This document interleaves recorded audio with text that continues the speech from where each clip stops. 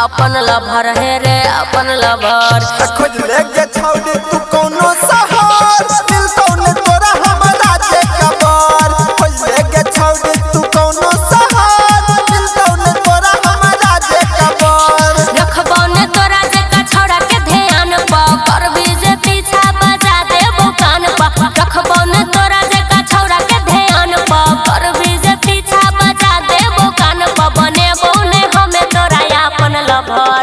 अपन लभर है रे अपन लभर खोज लेके छौड़ी तू कोनो शहर मिलतौ ने तोरा हमरा जे कबर खोज लेके छौड़ी तू कोनो शहर मिलतौ ने तोरा हमरा जे कबर मुंह देखने छे इलाका किसी का भी धमाका दिखाकर दीवाना भाई का ही होगा।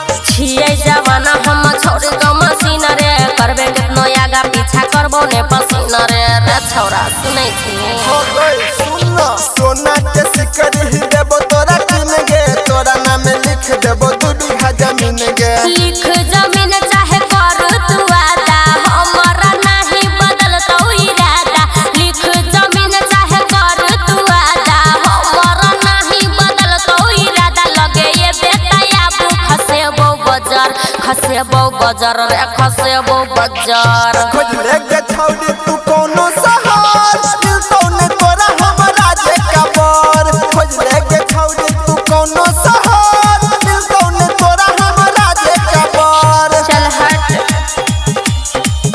हमरा जे कबर अभी सुन रहे दिवाकर दीवाना भाई मिलतौ ने तोरा हमरा जे कबर डीजे सुमित सतीश